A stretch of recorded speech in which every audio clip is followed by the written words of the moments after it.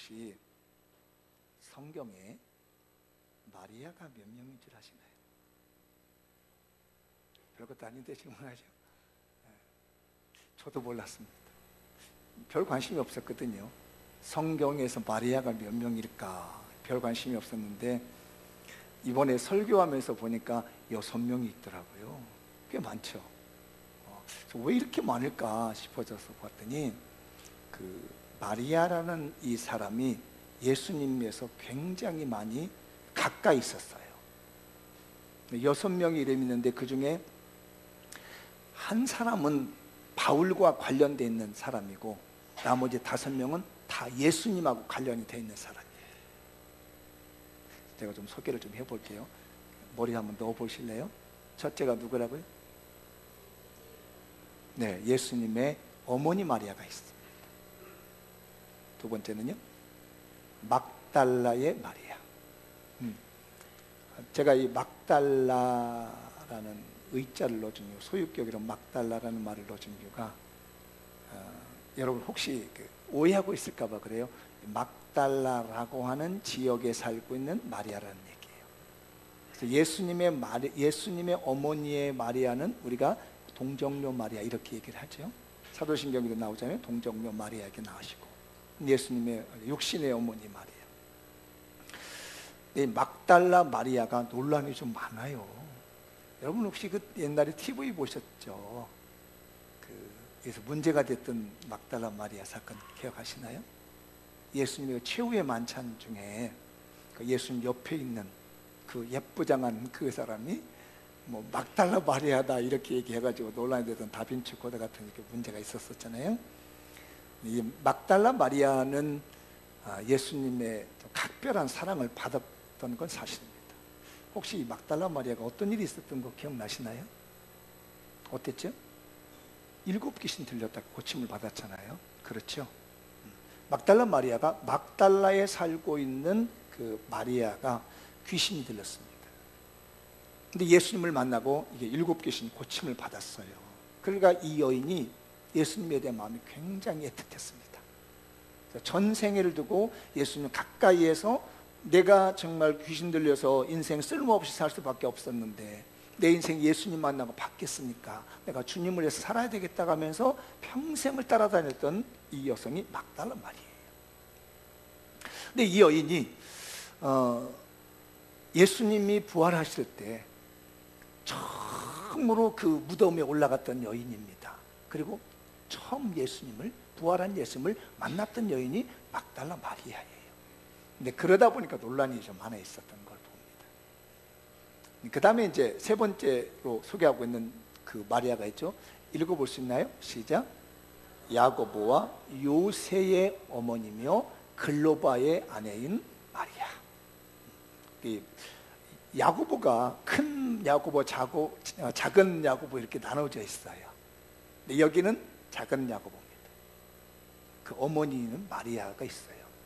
그 다음에 이제 네 번째 이제 마리아가 있는데 지난주 설교 기억나시나요? 그렇죠. 지난주에 마가 요한에 대한 설교를 할 때 그 어머니 얘기를 했었었죠. 기억나시나요?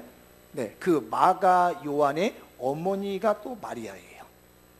그리고 이제 이 5번째의 마리아가 그 사도행전 16장 6절로 제가 기억하고 있거든요. 사도행전 16장 6절에 보면 마리아라는 사람이 나와요. 로마서 죄송합니다. 로마서 16장 6절에 보면 그 마리아라는 여인이 나오는데 이게 로마에 살고 있는 마리아입니다. 그러니까 로마서니까 당연히 바울과 관련이 있죠. 그래서 이 마리아에게 문안하라라고 하는 내용에서 볼 때 로마에 사는 마리아가 있다. 그리고 이제 6번째가 오늘의 주인공입니다. 요한복음 12장 1절에서 8절에 나오고 있는 주인공의 이름이 베다니의 마리아 이렇게 말합니다. 머릿속에 좀 6명 넣을 수 있나요? 그래도 베다니 마리아는 좀 기억을 하셨으면 좋을 것 같아요. 오늘 설교이니까요. 제가 작년 11월 셋째 주간 제가 매년마다 이렇게 다음에 설교를 위해서 금식하고 준비하는데 지난 11월 역시 마찬가지 셋째 주간에도 가서 금식하며 기도를 하다가 이제 그런 저에게 마음의 감동이 왔어요. 어떤 감동이냐면, 야, 2015년도는 신앙의 기초를 다지는 한번 설교를 해보자, 이런 마음이 있어서, 그러면 하나님, 신앙의 기초를 다지기 위해서는 무엇을 준비해야 될까요? 하는 그런 마음이 있는데, 주기도문을 한번 해보자.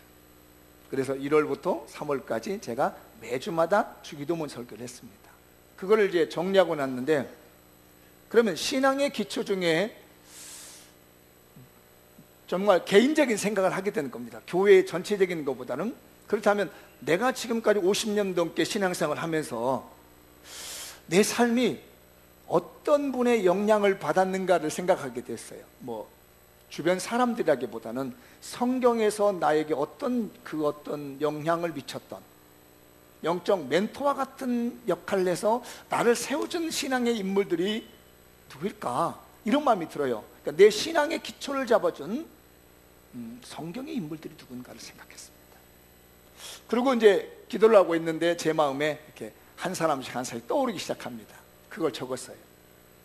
그래서 맨 첫째 뭐 아브라함 얘기 나고 모세 나고 이렇게 쭉 나온 것이 제 마음에 이렇게 순서적으로 와닿는 이름들을 쭉 나열했습니다. 그래서 지난 4월, 5월, 6월 동안 지금 그 설교를 하고 있는 겁니다. 그래서 다음 주가 맨 마지막으로 누가에 대한 설교를 하게 됨으로써 신앙의, 저의 개인적인 신앙의 기초를 잡아줬던 성경의 인물을 정리하는데, 이는 곧 뭘 의미하냐면은 저를 신앙으로 잡아준 신앙의 인물을 다 기록할 수는 없었지만 그래도 어느 정도 정리해서 우리 성도들도 이런 신앙의 모델을 가지고 신앙을 한번 조각을 다시 하고 다시 한번 다듬어 봤으면 하겠다라는 그런 간절함이 있었습니다.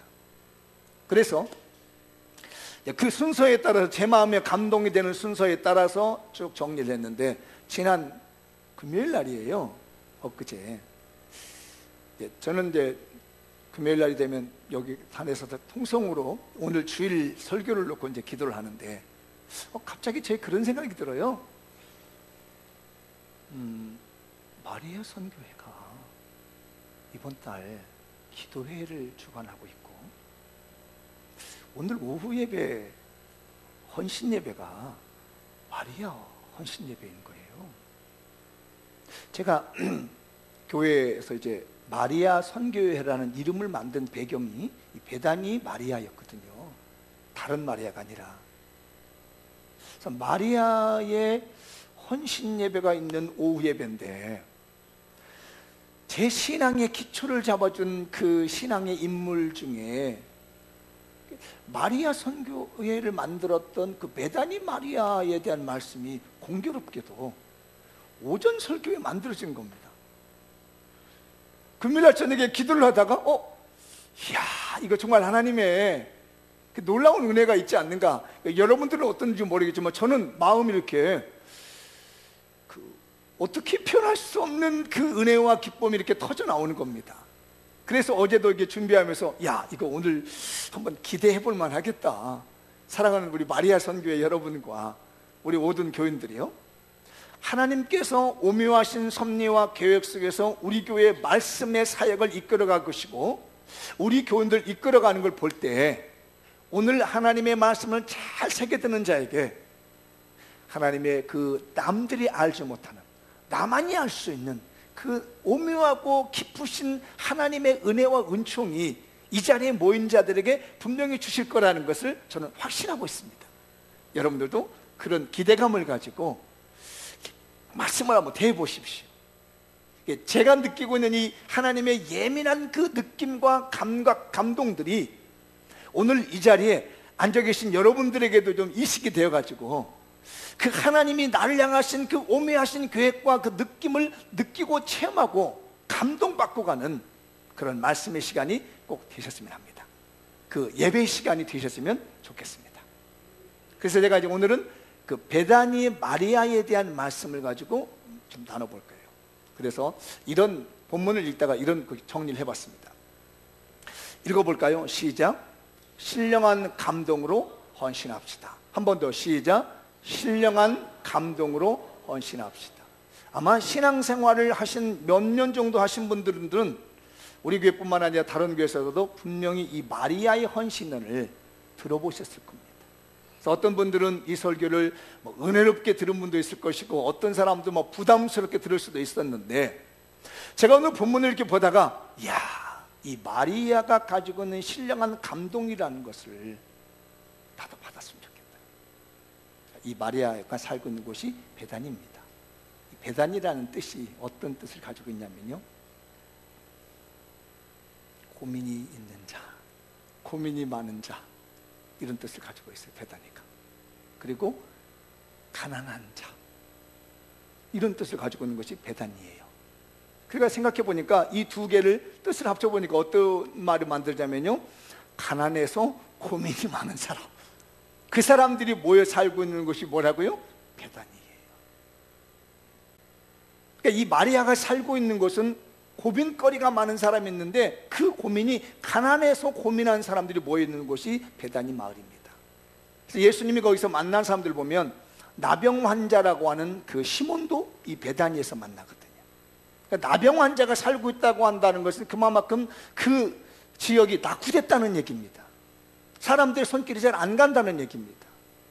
이게 예루살렘에서 기드론 골짜기로 내려가서 올리브산을 넘어가면 이 베다니가 있습니다. 거리로 약 2.7km 된다고 그랬죠. 우리 성경은 한 오리쯤 된다고 얘기를 했습니다. 예전에는 이 올리브산, 감난산이라고 하죠. 올리브산을 넘어가서 베다니 쪽 그냥 내려갈 수가 있었습니다.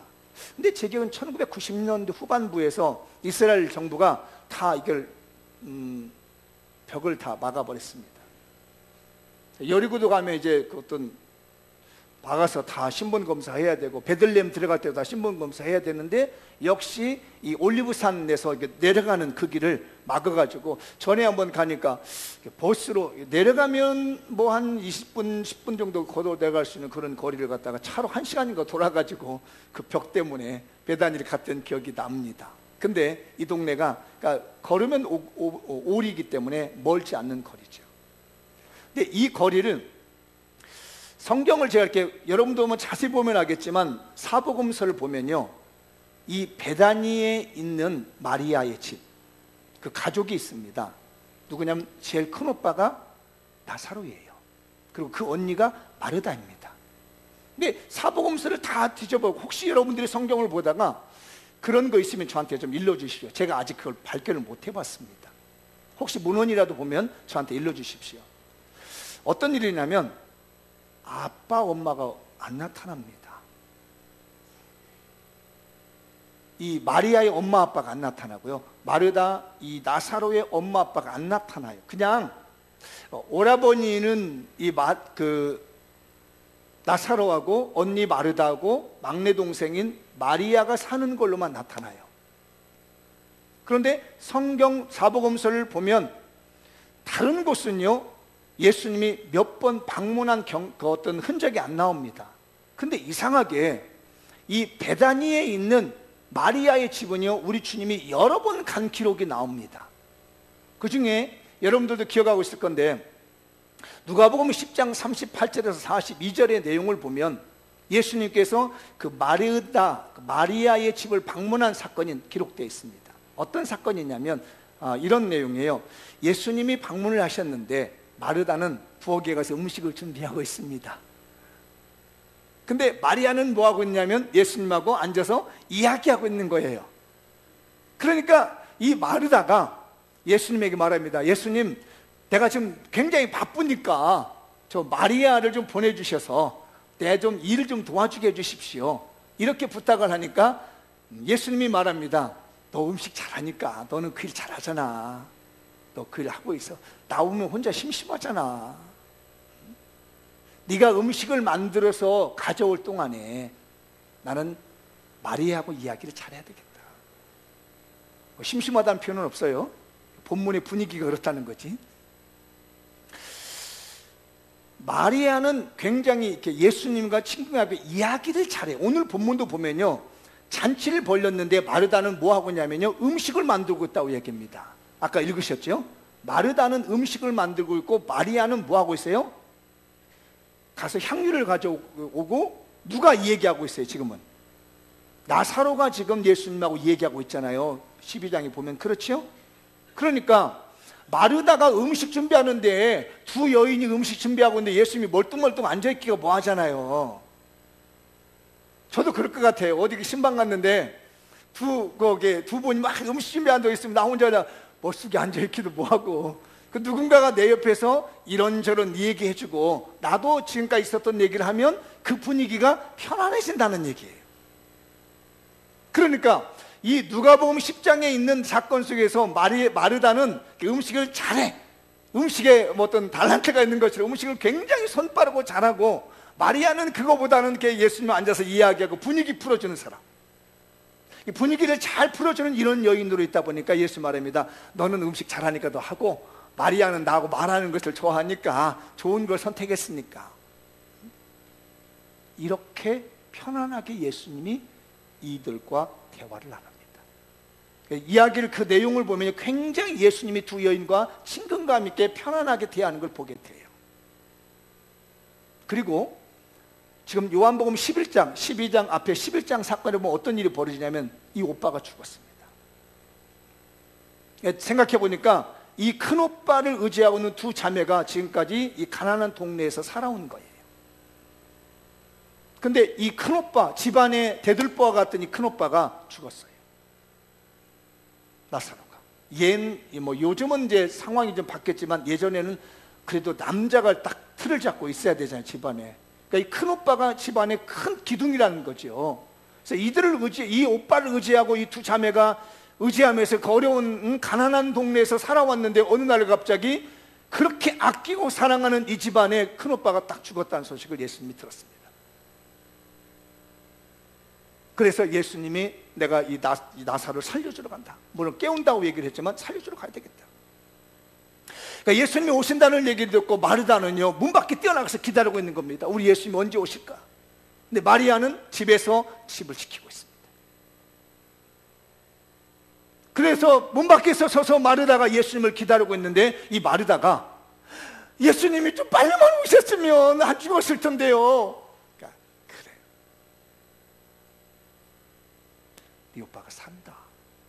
그랬더니 압니다. 저도 마지막 날에 우리 오빠가 다시 살아나는 걸 압니다. 믿습니다. 그러니까 아니, 지금 나는 부활요 생명이니 죽어도 살겠고. 그러니까 믿습니다. 그러고 난 다음에 예수님이 둘러보니까 마리아가 없는 거예요. 그러니까 빨리 가서 마리아를 데려오라고 하는 겁니다. 그러니까 예수님이 그 마리아를 찾는다니까 그때 집을 지키고 있던 이 베다니의 마리아가 막 뛰어나가서 예수님을 만납니다. 근데 그 과정에서요, 예수님이 눈물을 흘립니다. 제가 성경을 찾아보니까 예수님이 울었다는 표현이 3번 나오더라고요. 그런데 그 한 번이 나사로가 죽은 것에 대해서 눈물을 흘립니다. 그래서 여러분들 이해를 돕기 위해서 3번 울으신 성경 구절을 제가 보여드려 볼게요. 오늘 11장 35절인데 요한복음 읽어볼까요? 시작. 예수께서 눈물을 흘리시더라. 이 눈물은 나사로가 죽었기 때문에 우는 겁니다. 저 왜 울었을까 싶어지니까 생각해봐요. 그렇게 아끼고 사랑하는 이 가난한 집, 오라버니 하나 의지하고 두 자매가 애틋하게 살아가는 이 집안에 대들보가 무너졌는데 우리 예수님이 안쓰러울 수가 없어. 인간의 연민을 느끼는 거죠. 안쓰러운 마음이 들 수가 없어. 그렇게 아끼는 이 집안에 가난하지만 살아보려고 하는 이 형제들 보니까, 그런데 그 아들이 죽어버린 거예요.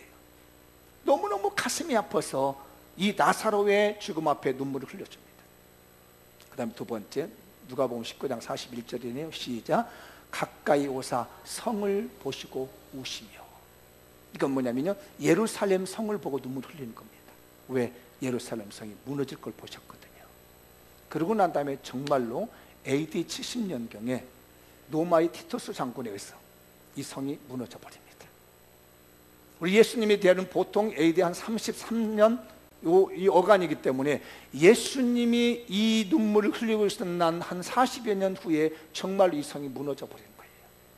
그걸 보고 우리 주님이 눈물을 흘립니다. 그 다음에 또 하나가 있는데, 이게 히브리서에 나오는 눈물입니다. 5장 7절인데 읽어보도록 할까요? 시작. 그는 육체에 계실 때 자기를 죽음에서 능히 구원하실 이에게 심한 통곡과 눈물로 간구와 소원을 올렸고 그의 경건하심을 말미암아 들으심을 얻었느니라. 예수님이 울었다는 표현이 나옵니다. 이건 구원 사역에 대한 눈물입니다. 하나는 구원 사역에 대한 것 때문에 눈물을 흘리시고 하나는 무너져가는 예루살렘 성 때문에 울으셨는데 사람 때문에 울어본 것은요, 베다니 마리아의 집에서 흐른 눈물입니다. 그가 얼마나 이 가정을 아끼고 사랑했는지, 나사로를 얼마나 아끼고 사랑했는지, 얼마나 마르다를 아끼며 마리아를 아꼈는지를 보여주는 대목입니다. 주님이 아꼈습니다. 그리고 오늘 여러분들이 1절 보시면 알겠지만요, 유월절 엿새 전에, 이 유월절 엿새 전이라는 것은 뭘 말하냐면 예수님이 십자가에 못 박혀 죽으신 날이 유월절 날입니다. 그러니까 이 요한복음의 저자인 요한은요, 이 얘기를 써가지고 마지막에 이 베다니 마리아의 집에 갔음을 보여준 겁니다. 마지막 당신의 죽음을 예견한 예수님께서 보고 싶은 사람 하나 있었습니다. 그게 마리아입니다. 그게 마르다였습니다. 그게 얼마 전에 살아난 나사로였습니다. 그래서 요한 저자는 거기다가 유월절 엿새전이라고 표기합니다. 엿새전에 마지막으로 이 가족을 보고 올리브산을 넘어서 기드론 골짜기를 지나서 예루살렘 성으로 들어갑니다.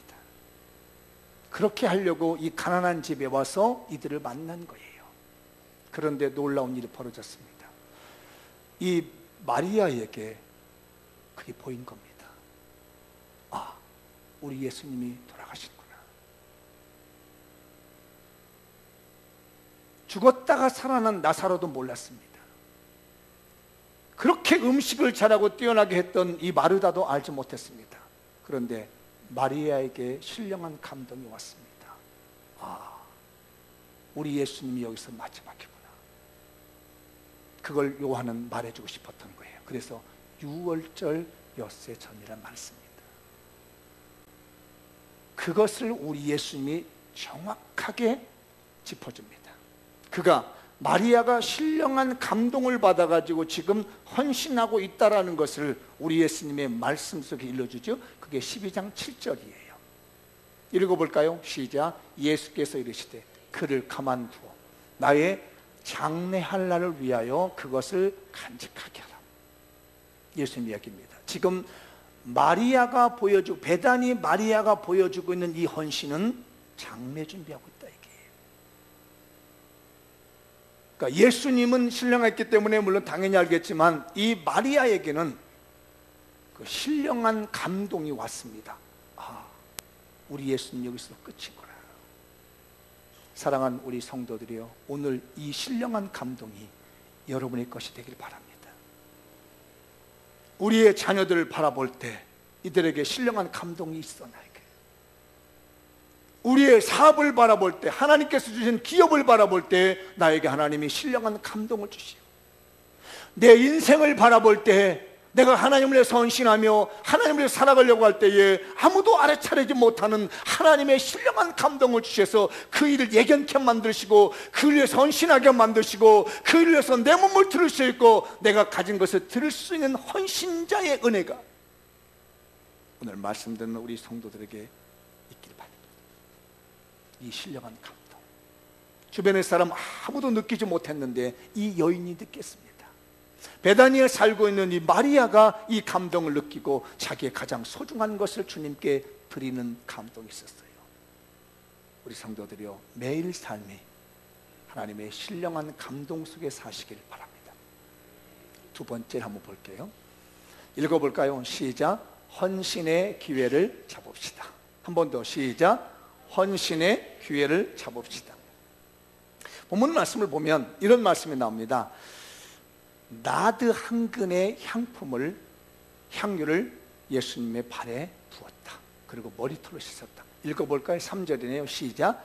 마리아는 지극히 비싼 향유 곧 순전한 나드 한 근을 가져다가 예수의 발에 붓고 자기 머리털로 그의 발을 씻으니 향유 냄새가 집에 가득하더라.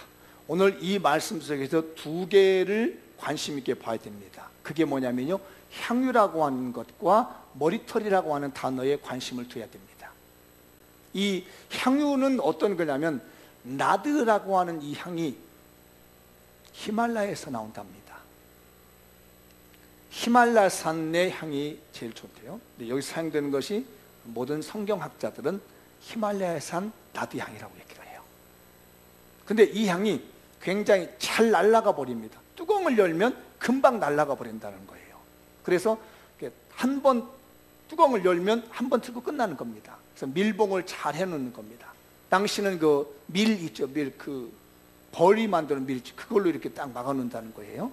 이 향을 한 번 쓰고 마는 겁니다, 이게. 근데 이 가격을 얼마인가 봤더니 바로 뒷줄을 보면은 가룟 유다가 얘기하죠. 얼마라고 얘기해요? 300데나리온이라고 얘기를 합니다. 그래서 나드 한 근이 도대체 어느 정도인가 봤어요. 그랬더니 이 헬라어 원문에 리틀라라고 하는 단어를 썼더라고. 한 리틀라. 리틀라를 스토링이라고 저희가 보고 있는 그 사전들이 있는데 그 사전에서 뭐라고 했냐면 12온스라고 써 있더라고요. 1리틀라가 12온스. 그리고 옆에다가 뭐 어떤 데는 뭐 327g 얘기하는데 뭐 340g이라고 하더라고요. 요 정도가 지금 한 근이 되는 것이 340g으로 기억하시면 될 것 같아요. 그람수가. 가격은 어느 정도요? 300데나리온. 그러면 데나리온이라는 단어가 돈의 단어인데 은화인데 한 데나리온이 노동자의 하루 품삯입니다. 그렇게 본다면 며칠 되는 거죠? 300일 일하는 겁니다. 그게 뭐냐면 하나도 안 먹고 안 쓰고 그대로 모아서 300일 동안 모아둔 돈이 이 나드 340g 한 리틀라 이 정도 되는 거죠. 12온스 12온스입니다. 그 정도 양이 되는 거예요. 그러니까 이 머리가 뛰어나고 셈이 빠른 가룟 유다가 얼른 계산하는 겁니다. 야, 이거 300데나리온이다.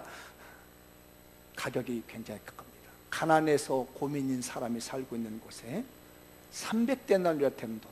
오늘 우리나라로 계산해 보면 하루 인건비 10만 원 잡으면 한 3천만 원 되는 돈이 되겠죠. 우리도 꽤 큰 돈입니다. 먹고 살 것 없는 사람 3천만 원이면 지금 당장 진료하면 어렵죠. 그 많은 돈을 탁 내놨습니다. 그의 모든 가지고 있는 경제력을 하나님께 드렸다는 겁니다. 그 다음에 더 중요한 건 뭐냐면 이 머리털로 예수님의 발을 닦아드립니다. 발과 머리의 개념이 달라요. 발은 가장 지저분하고 가장 더러운 부분을 위해서 가장 낮은 걸 의미하는데 머리는 가장 높은 존엄을 말합니다. 인간의 존엄이에요. 인간의 존엄성. 그래서 이 마리아는 안 겁니다. 우리 예수님이 돌아가시는데 내가 죽었으면 좋겠다. 그 표현을 이 나드라는 것이 장례식을 위해서 쓰는 그런 향품이거든요. 비싼 향품. 그리고 머리를 내렸다는 것은 자기의 존엄을 내려놨다는 얘기입니다.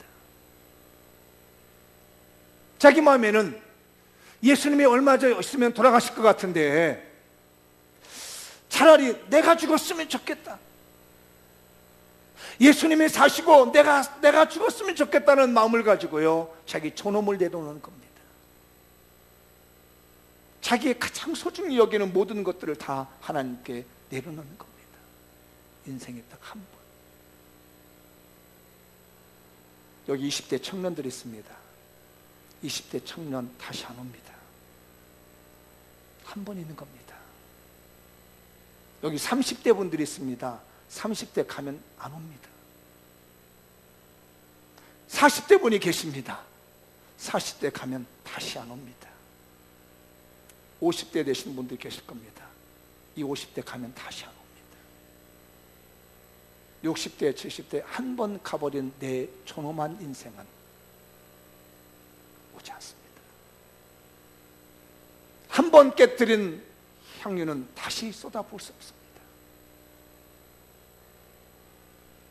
하나님이 우리에게 주신 이 존엄이라는 내 생애, 가장 존엄하게 주신 내 생애를 돌아서면 안 옵니다. 그러나 마리아는 알았습니다. 나에게 단 한 번의 기회가 있다면 나의 존엄과 나의 모든 것들을 주님을 위해서 한번 드려보자. 사랑하는 우리 성도들이여, 여러분의 인생 한 번 가면 안 옵니다. 그 존엄한 인생을 주님을 위해 헌신하시는 기회로 만드십시오. 나이 더 먹으면요, 저 대학 가면요, 저 결혼하고 나면요, 아이들 초등학교 보내놓고요, 저 집 사놓고요, 애들 장가 보내놓고요, 자꾸 우리는요 한 번의 내 삶의 존엄한 내 삶을 미루고 있습니다. 나에게 한 번 준 존엄한 내 인생, 가장 고귀한 내 삶의 나드 한동과 같은 이 놀라운 내 인생을 미루고 있는 겁니다. 하나님 이것만 채워주면요, 이것만 해결해 주면요, 우리 그런 것보단 지금 이 시간 주님이 우리를 위해서 십자가 지고 돌아가시기 6일 전 이 시간, 자기의 존엄을 내려놨던 베다니 마리아처럼 우리의 존엄성을 내려놓고 주님께 헌신하는 기회를 잡기를 바랍니다. 지금이 내 존엄을 드려야 될 시간입니다. 여러분의 나이 시간, 10대든 20대든 30대든 40대든 50대든 60대든 그런 것 개의치 말고 내가 서 있는 이 시간이 나의 가장 존귀한 존엄을 하나님께 드릴 수 있는 시간이 되어야 될 것이며, 나의 가장 소중한 나드한 걸 하나님께 드릴 수 있는 결단이 있어야 될 것이며, 그것이 바로 기회라는 걸 잊어서는 안 됩니다. 오늘 이 말씀을 듣고 있는 이 시간이 여러분 기회입니다. 여러분의 존엄을 드리십시오. 나의 가장 소중한 존엄을 하나님께 드리고 헌신할 때 그것이 베다니 마리아의 헌신입니다. 마지막 하나만 더 보겠습니다. 읽어볼까요? 시작. 헌신을 강탈하는 교묘한 도덕을 제압합시다. 한 번 더 읽어볼까요? 시작. 헌신을 강탈하는 교묘한 도둑을 제압합시다. 마리아가 예수님께 자기의 존엄과 모든 것을 드리고 있을 때 예수님을 팔아버린 가룟 유다가 말합니다. 그거 300돈 되는데 그거 예수님께 헌금했으면 우리가 가난한 사람들에게 나눠줄 수 있지 않겠느냐. 그런데 요한은 말합니다. 가룟 유다가 돈깨를 맡았는데 다른 사람이 헌금하면 그 돈 빼돌려서 도둑질하더라는 거예요. 그래서 이 돈도 자기가 도둑질하고 싶어가지고, 사실은 가난한 사람한테 주고 싶은 것이 아니라 자기가 도둑질하고 싶어서 지금 가난한 사람 핑계대고 있다라고 본문 말합니다. 그러니까 12제자 중에서 가룟 유다가 미안하면 도둑놈인 줄 아는 거예요. 그래서 요한복음의 저자인 요한이, 사랑의 사도라고 하는 요한이 얘기합니다. 이 사람은 도둑놈입니다. 이 성경을 읽는 분 아셔야 됩니다. 지금 마리아가 헌신하고 있는 것이 못마땅하고 이 도둑이 마리아의 헌신을 도둑질하고 있을 뿐만 아니라 만약에 이 돈을 300단으로 팔아가지고 돈을 받으면 자기가 그 돈을 도둑질하려고 하는 것이니까 이거 똑똑히 보십시오라고 요한복음을 기록하고 있는 겁니다. 읽어볼까요? 4절부터 시작. 제자 중 하나로서 예수를 잡아줄 가룟 유다가 말하되 이 향유를 어찌하여 300데나리온에 팔아 가난한 자들에게 주지 아니하느냐 하니, 이렇게 말하면 가난한 자들을 생각함이 아니요 그는 도둑이라. 돈꾀를 맞고 거기 넣는 것을 훔쳐갑니다. 남의 헌신을 강탈해가는 도둑입니다. 사랑하는 성도들이여, 우리들도 그렇습니다. 하나님을 위해서 헌신하는 강탈하는 도둑이 있습니다. 우리들이 하나님께 감동을 받고 신령한 감동을 받고 뭔가 좀 하려고 하는데 못하게 하는 사람 도둑입니다. 그걸 방해하는 사람, 그의 존엄을 도둑질해 가는 것이고 그의 헌신을 도둑질해 가는 겁니다. 하나님 앞에 은혜 받고 헌신하려고 하는데 어떤 이유를 막론하고 해서 그걸 가로막는다면 아셔야 됩니다. 지금 내 헌신을 도둑질해 가고 있다. 내 헌신을 강탈해 가려고 하는 세력이 있구나라고 해서 그건 제압합니다. 그래서 우리 예수님이 정확하게 한마디로 제압했습니다. 가만 놔둬라. 지금 나의 장례를 예비하고 있는 것이니까 가만히 놔둬라. 우리 교회도 그렇다는 얘기를 좀 종종 듣습니다. 뭐 좀 하려고 하면 누가 막는다는 얘기입니다. 못하게 한다는 겁니다. 헌신을 강탈하는 도둑이 되지 않도록 하시고, 여러분의 헌신이 강탈당하지 아니하도록 이 도둑을 제압하는 하나님의 영적인 안목이 있기를 바랍니다. 그러나 깨우치지 못해서 방법을 열어주고 더 잘할 수 있는 길을 열어준 건 지도라고 합니다. 근데 무작정 못하게 하고 가로막고 하는 것은 도둑입니다. 왜? 그 존엄을, 그가 받아야 될 존엄과 그가 받아야 될 은혜와 축복을 자기가 강탈해 가고 싶은 마음입니다. 여러분 집안에 동둑이 들어왔다면 가만히 놔두겠습니까? 야구방망이에 들어서 한번 날려야 되지 않겠습니까? 제압해야 되지 않겠습니까? 여러분의 삶에 들어오고 있는 도둑이 들어와 있는데, 헌신이라고 하는 이 아름다운 감동을 받아 헌신하는데 그걸 강탈해 가려고 하는 도둑이 있는데 그걸 가만히 놔두어서 되겠습니까? 하나님의 은혜의 말씀으로 제압하셔서 여러분의 헌신이 하나님 앞에 헌신이 되시기 바랍니다. 그러나 지도론 해주십시오. 이렇게 하면 더 잘할 수 있더라고. 이렇게 하면 더 잘할 수 있더라고. 그 방법보다 이렇게 하면 더 좋은 일이 생길 수 있다고. 못한다, 하지 마라, 안 된다 가로막는 건 도둑한다는 겁니다. 그러니까 가룟 유다가 그랬던 거예요. 이거 팍 팔아가지고 자기 재산 만들면, 우리가 헌신을 강탈하는 자가 되지 않도록 조심합시다. 내가 그 주인공이 돼서는 안 되겠어요. 차라리 내가 신령한 감동을 받고 단 한 번의 기회, 내 삶의 존엄을 들을 수 있고 나의 삶의 경제력을 들을 수 있는 이때, 그래 잘했다고, 그렇게 하는 거라고, 믿음 생활은 그렇게 하는 것이고 헌신은 그렇게 하는 것이다라고 박수 보내줄 수 있는 신령한 성도가 됐으면 좋겠어요. 누군가 뭐를 좀 하려고 하면 자꾸 반대하지 말고, 못하게 꺾지 말고. 이건 성경은, 요한복음은 정확하게 말합니다. 도둑질하고 있다.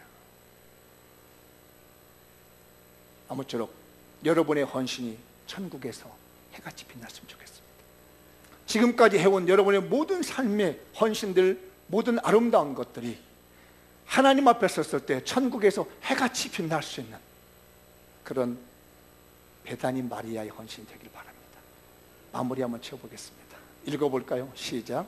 신령한 감동을 받은 헌신의 기회를 놓치지 맙시다. 성령으로 깨어 영적 도둑들에게 헌신을 강탈당하지 맙시다. 여러분의 헌신이 베다니 마리아처럼 하늘에서 빛나는 축복이 있길 바랍니다. 기도하겠습니다.